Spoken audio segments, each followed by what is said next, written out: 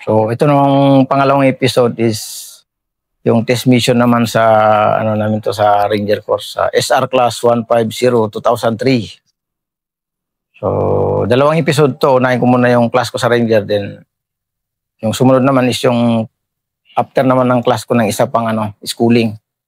So sa test mission naman, section 8 kami noon eh. Section leader ko yan si Colonel Dayata na siya ngayon. Sir, SRS commander ng Scout Ranger School.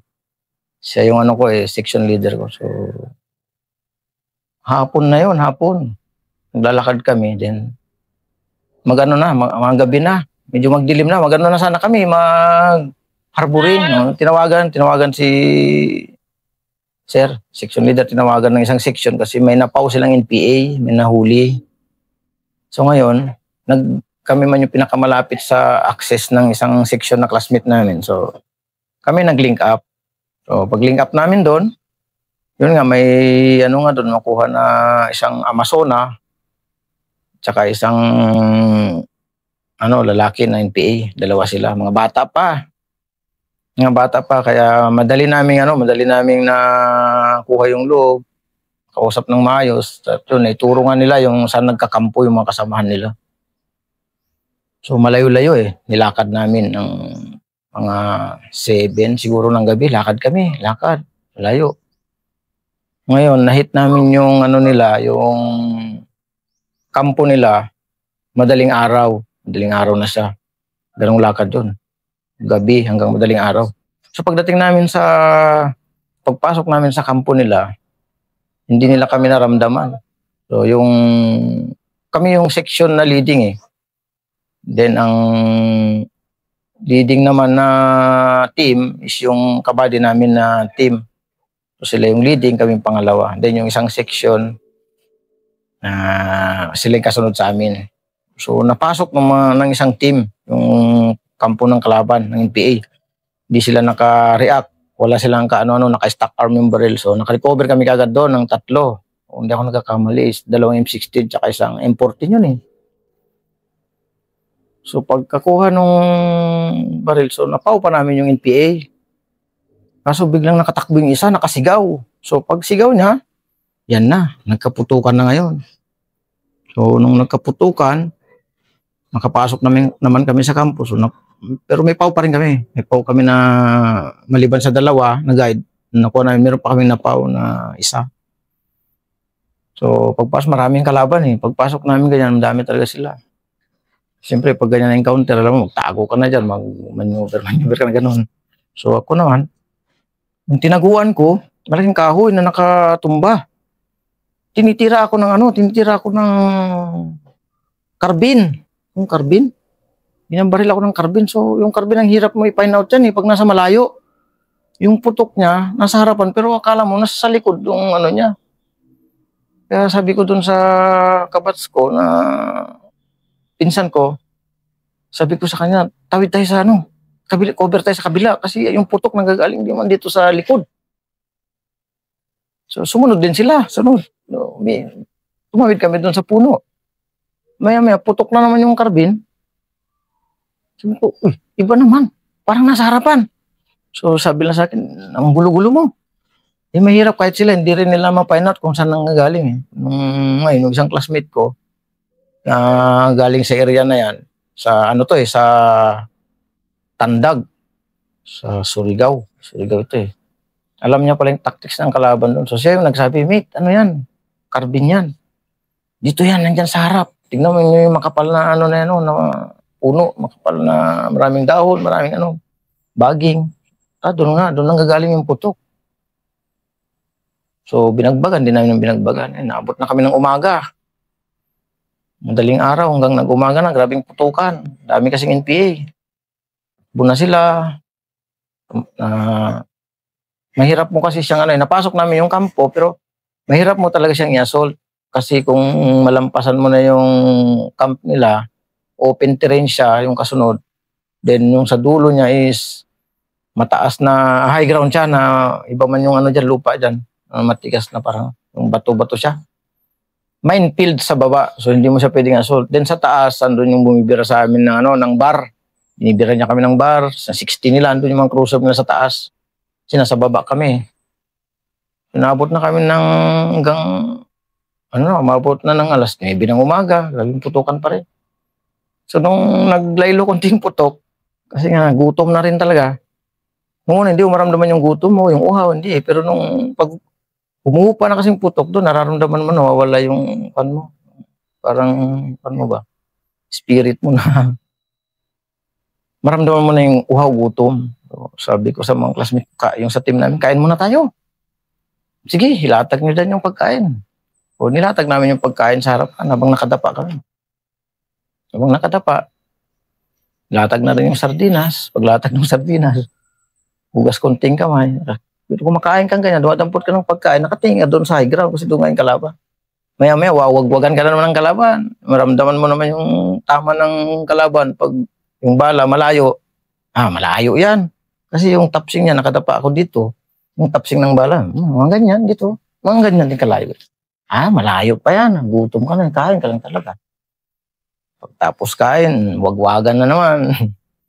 Bagbagan na naman ng hanggang yun. Nakuha namin yung na-clear talaga namin yung area. So na-wounded din kami doon ng dalawa, isang officer na classmate ko at saka isang enlisted na classmate ko din.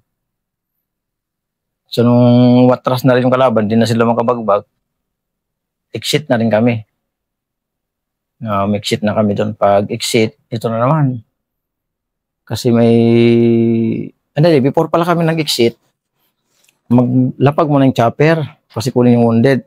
Problema, hindi makalapag yung chopper kasi grabe ang doon, mapags, low ceiling talaga, so mahirapan.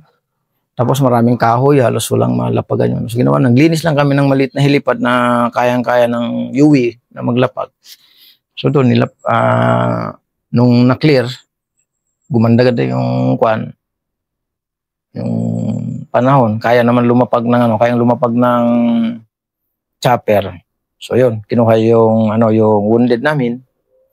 Slight lang naman. Tapos yung Amazona, yung babae na na-recover na paw namin, sinakay na rin doon. So nung sumakay na ng chopper, nagpasalamat pa siya sa amin. Sabi niya, "Sir, maraming salamat sa inyo." Tuwang-tuwa siya, pati yung bata na na-capture namin NPA. So yung isa, nung nakuha namin pagpasok namin is medyo siya, may edad na matigas, merap ng kausapin na makipag-cooperate. So pinadiretso sila sa sa PNP. So ngayon, nung pa-exit na kami, lakad, kasi ibang area dyan sa Agusan Agusan ba yun, sa Tandag, Surigao. Mahirap yung dyan, area. Pag-exit na naman namin, dyan na naman yung tawag lang, git-git. Putukan ka lang ng isa. Buti walang tinamaan sa amin. Pinutukan lang kami ng isa. Wala nang kasunod. Nagano muna kami, nakiramdam. Pagputok.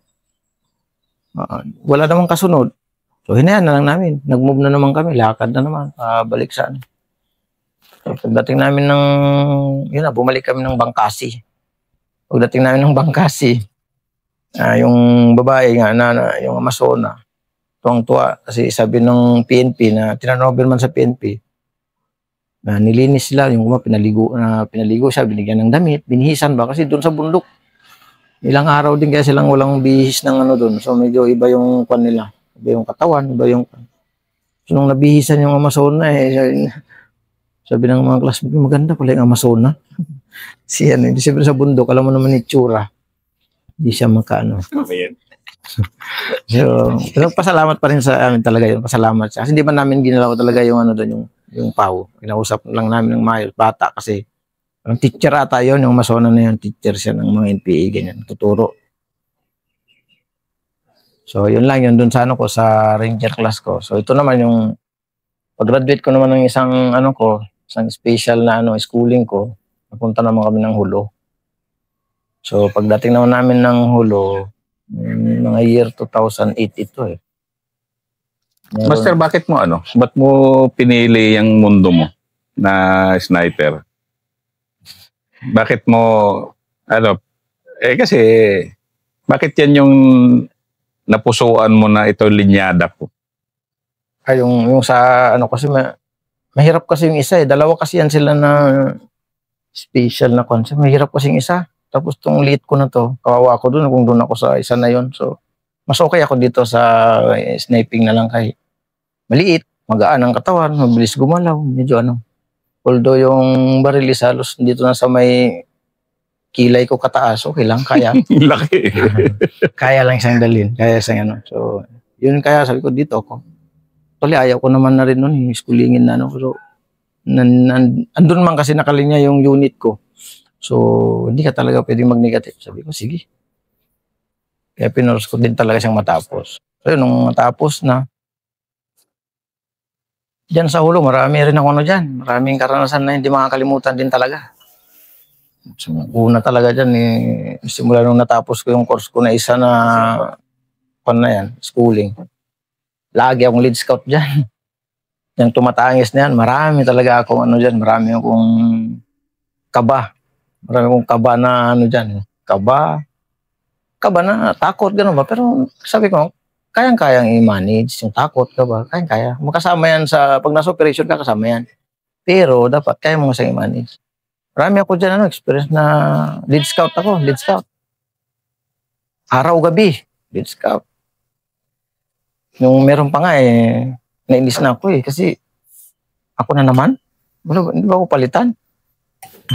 Naglakad kami ngayon. Diyan sa Tumatangis, paakyat yan medyo matarik-tarik konti yan gradual siya na ano. Maliit nga ako, nakita ko ngayon dinaanan ng baboy ramo na maliit na trail. Tapos tinignan ko yung area, kasyang-kasya ako dito. Tapos maraming puno sa gilid-gilid. Sabi ko, kung may kalaban man, at least makakover ako, makamaneuver din yung tropa. Yun talaga sinundan ko, yung trail ng baboy ramo. Yung sinundan ko, kay maliit nga ako Yung sinundan ko na dinaanan ko. Murmuri yung mga kasama ko sa likod. Sabi ko, dinaanan mo ganyan, trail na maliit na sabi ko. Siyempre, dito ako komportable. Tsaka nakikita ko naman, pag nag-release scout ka kasi, makita mo yung position na, pag may encounter, lagi mong isipin. Kasi pag may encounter ka, alam mo kung saan ka pwedeng mag-defense, gano'n. Tapos yung mga kasama mo, may depensa, kumbaga. Huwag ka lang lakad lang din wala kang lakad, tapos mamaya nagka-encounter, wala ka pala kayong makuberan. So yung dinaanan ko naman yun, puno naman siya, kaya lang, talagang, marami ring tumba na puno. Hirap na hirap ako. Maliit ako Hirap ako yung maghakbang-hakbang sa puno na nakatumba na So nung nakita ko yung dinanang baboy rami, yun ang sinundan ko. Pagdating ko sa taas, makita mo talaga yung running trenches dyan ng kalaban. Pero wala na siyang laman. Kasi yung hinahabol nun is mga naman, yung mga ESG nga. Panahon na dyan, malakas yan sila dyan. Sila dyan Jalani, Bader Parad, Dr. Abo, mga matitigas din. Sino matitigas dun, Master? Dr. Abo. Yes, yan sila sir, Dr. Abo, Albader Parad. Sila, Jalani pa sir. Jalani, buhay pa doon? Buhay pa sir, buhay pa. Master, iano mo nga sa mga hindi pa nakapunta ng Sulu, ikwento mo nga yung, Tumatangis, bakit dyan yung playground ng lahat ng sundalo? Kasi yung Tumatangis kasi sir, paakyat kasi yan siya, tapos sa taas, meron tayong dyan may naalala ko noon, may repeater dyan Then yun nga, yung sa taas ng Tumatangis na yan, tsaka sa baba, dyan lang yung playground nila nung araw. Nag-ano lang sila dyan. Pag dito lang sila sa gilid-gilid, then tatawid na naman sila sa Tumatangis. Madali silang makatawid sa mga sityo-sityo, mga barangay na dali silang makano dyan. Kaya yung Tumatangis na memorable din talaga sa akin yan Marami talaga akong dyan. Lakad na Lagi akong mag-lead scout. Awa ng Diyos. Wala naman akong Tapos meron din kami pinuntahan dyan sa sa Luok. Luok naman yun. Gabi. Punta kami dun Tapos sumakay kami ng tatawid kami ng isla. So galing sa Luok, sumakay kami ng bangka. Ako na naman yung lead scout doon. Nasanay man ako sa bangka man to. Tinanggal ko muna yung load ng baril ko ba. Pagtanggal ko, pagbaba, lakad na yan. Lakad. Hanggang umaga na yan, hanggang makarating tayo sa Ako yung lead scout yan. Marabing lakad. Pagdating namin dun sa area, wala naman din kalaban. Wala din namin nabutan yung kalaban dun. Pag nagpahinga ka kasi, minsan pag mo kasi yung baril mo, lagi mo Pag ganun ko ng baril ko, wala mang load. Hindi pala ako nakapag-load nung pagbaba ko ng bangka. Sabi ko, buti hindi ako na-meeting engagement. Naka-release pa naman ako ng ko. Yung SOP ng lead scout. Buti na lang walang kalaban na walang meeting engagement ba. Pero grabe talagang lakad yun. Talagang. So pagdating ko doon, yun talaga, unang pag ganun kasi, pasalamat talaga sa Panginoon na complete nyo yung mission, walang nangyari sa inyo. Pagod, normal naman sa sundalo yung ganyan. Pagod na mga ganyan. Kaya, salamat talaga ako, sabi ko. Kasi yung hulo, grabe rin dyan eh. So, yung kwan naman, yung isa namang dyan, yung isang HBI dyan na dito naman yung pesto namin sa sa Mount Tumatangis. Hindi, Mount Timaho. Mount Timaho naman ako. Nasa Mount Timaho kami. Tapos sa Mount Timaho, sa baba nun, kitang-kita mo talaga sila doon. Nasa lang siya. Sa 400 meters. Sa taas ka, sa baba siya. Sa 400 meters lang. Pero yung posisyon kasi namin sa Timaho, siya nasa gilid kami. Kung nakaganyan kasi yung bundok, dito kami sa side. So, hindi kami pwedeng umangat dito eh. Sa side mo lang na ganyan, sa ridge niya lang, sa ridge ng bundok na yon, sa baba nun, mga 200 meters, makapal pa yung kalaban doon. Marinig mo na talaga sila doon, nagigib ng tubig, maingay, So, that time, kami lang man yung nandun na tropa. So, hindi namin pwedeng engage basta-basta kasi although high ground kami, alanganin. So, ang sabi sa amin, hindi alanganin, huwag nang galawin yan, hayaan na sila at ibang unit yung papasok sa amin. So, ang lang sa amin is, makuha lang yung HBI na yun. Lang siya. Ano bang HBI? High Value Individual. Diba mas kilala din siya na High Value Target. Oh, yes. Pero itong HBI na to, na news ito sa tindi. Sa taas, very high value target nga, hindi lang high value target. Ito yung isang matinding, for the record, ito yung isang matinding bagbag ni Master Salak. So yun, nakita namin. Una pagkakita namin, dalawa kami ng classmate ko yun eh, dalawa lang kami nagpesto. Kita namin ganyan, iba yung diskarte na eh. Mag-CR siya, magdumi. Tingin-tingin mo na yan sa paligid, tingin-tingin. Pero yung location niya is pababa din siya konti. Pero yung distance ko sa kanya, 400 meters lang. Ikwento mo nga yung, paano yung posisyon nyo dahil kitang-kita nyo. Ayun. So, yung posisyon kasi namin, sir, ganyan siya. Kung ito yung Timaho, ganyan. Dito lang kami sa ridge, ganyan. Tapos dito, ridge na yung pababa naman yan. So, makita mo siya doon sa baba. Sir. Parang ganyan. Dito ngayon. Parang ganyan lang, sir. Merong playground dito si Master sa 45 eh. Para siya naglalaro. Yung ganyan na sniping. So, ngayon, yun, sabi ni CEO, tinanong niya ako, andyan ba? Yes sir, yan talaga yun. Siya na talaga yan. So, kinonfirm namin. Dami kami. Oo, yan nga. Sige. Kaya? Ilang percent? Sabi sa akin ni CEO. Sabi ko, 100% sir. Natumba? Ilang? Na siya? Tinatanong niya kasi sir, kung ilang percent, kung titirahin mo siyang tatamaan mo eh. Anong distance ba, Master? Malapit lang sir nga, 400 something lang siya sir. Mga ganyan lang, hindi umabot ng 500. Lapit lang yan. Kahit iron sight pa. Hindi naman, sige, kwento. So yun, nagdumi siya ngayon. Pag upo niya, marungayan sila eh. Tagal nga binabantay mo lang din siya. Ganyan yan, tapos maghukay-hukay konti. Ganyan lang ng konti sa lupa. Pero hindi pa dyan upo. Yan, ganyan konti, tapos tingin-tingin. Lipat na naman siya, hukay na naman dyan. Bakit? Ewan ko sir, ganun siguro yung nila. Hukay na naman. Hindi pa yan upo dyan. Hukay, tingin-tingin na naman. At hanggang yun, nakahanap siya ng pwesto niya. Then yung upo niya kasi nakatalikod siya sa akin, sa amin. Talikod siya, tapos nilagyan niya yung towel niya. Nilagyan niya dito. Nilagyan niya sa may tabi niya sa kanan. Hindi niyo siya makita? Makita, sir. Nakita siya. Nilagay niya ng parang... hindi niya tinakip yung towel niya sa inyo? Of course, di naman niya alam. Hindi niya alam na nandun kami, sir. Hindi niya alam. Hindi nila alam. Hindi talaga nila alam nandun kami. Pero outnumbered talaga kayo. Napakadami nila. Yes, sir. Outnumbered, sir. Dami. Yung doon sa kanila pa lang, kapal na. Tapos yung nasa side, hindi talaga pwedeng engage. Kainin kayo doon. Kainin ka talaga sir kahit ano ka. So yun yung mga kahit nga warrior ko doon, mahirap.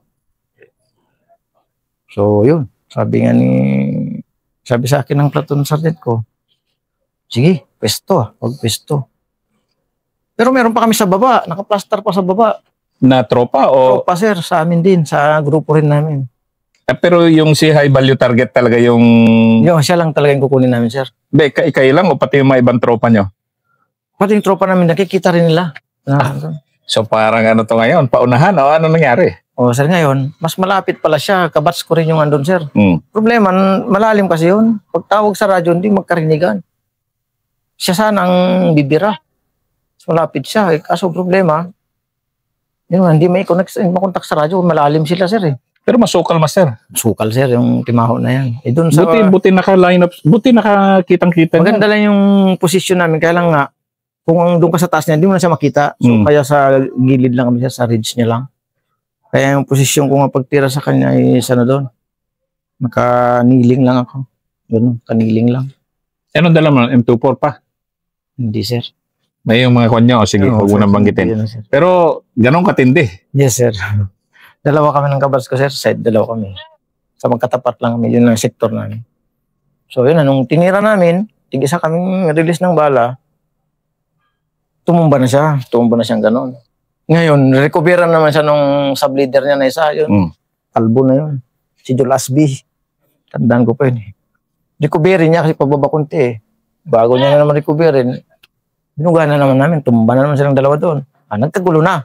2-0, naka 2-0 na kayo. 2-0 kami. Tapos, hindi nila alam kung saan nanggaling putok. Ang ginawa nila, winaswasan nila yung buong paligid ng Timaho. Kaya, ginawa namin, dahan-dahan na kami mag-sit. Kasi hindi mo nga siya pwedeng engagement, sir, kasi andito yung kalaban. Nandito yung target namin. Tapos yung dito, marami, makapal pa yan dyan. So, winagwagan na nila yung buong paligid. Sa taas, nagpumuputok dahil sila, pero hindi nila kami maano. Kasi leader nila yung tinumba nyo. Yes, sir. So, ano na kami, make-sit na bumaba na kami, make-sit. Baba mo na, tago, dahan-dahan. Kasi that time, kami lang yung army doon sa Sulo. Marines. Marines pa nandun. Yes, sir. Tapos Force Comet pa. Oo. Ang ganun pa Mga ganun siguro, sir. Basta ang alam ko na commander, no, si General, sir, ng Marines. Saban. General Saban, si sir. Adapted nila kami doon, sir. Kaibigan namin yung mga yun. Kaya alam nila yan, sir, pag ano nila kami. So ganitong legend na mga bad natin. So, Tumba talaga, mater. yes, sir. Tumba talaga. Sa likod yung tama niya, sir. Kaya lang, yun nga. Hindi mo makuha yun kasi malayo. Ano. So yung credit napunta sa naka-recover. Yes, sir. Na-recover ba? Na-recover ba kanya, di ba? Na-recover, sir, after ilang ano na yata, sir. Parang wala na nga yata kami nandun, nung na-recover. Nakuha siya. So, Napunta doon sa unit na yun na naka-recover yung yes, sir. Yun man din yung credit eh. yes, sir. Di Yun ba? man din ang sabi nila na yun nga. Binambitan daw nila ng ano, ganun. Okay.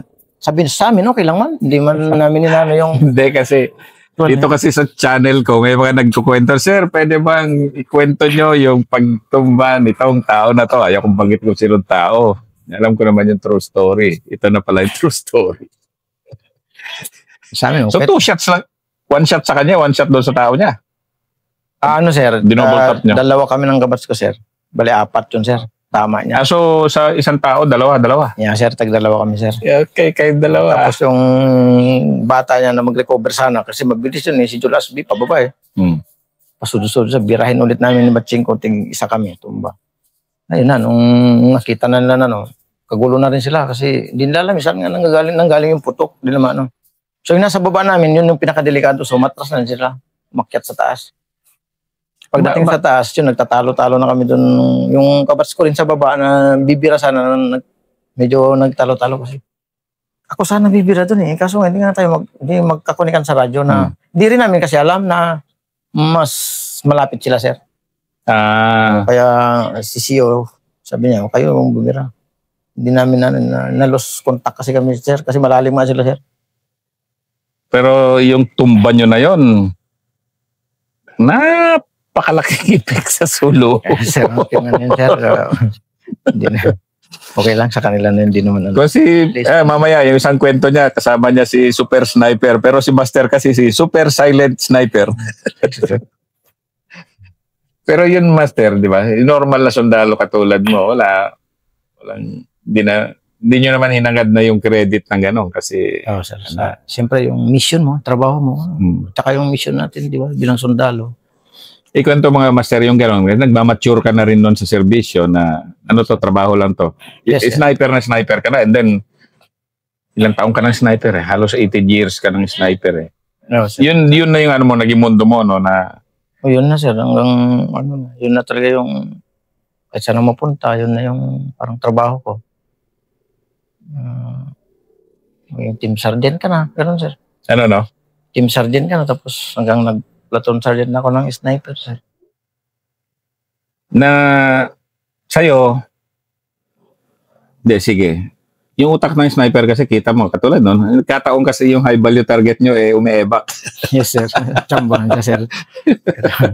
Pero yung ganon kasi 400 meters, kitang-kita mo pa yung mukha and everything. Oo, Hindi ba? sir. Kita mo talaga siya. Kasi, kaya nga alam namin na siya yun kasi malapit eh.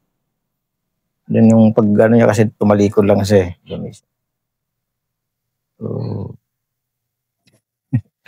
Dito ka sa 45th ngayon eh, sana alam lang ng mga kabataan dito na tinuturoan mo gaano ka katindi. Dahil kami lang yata ni Batcom Bailon yung talagang nakakaalam kung sino ka talaga ba.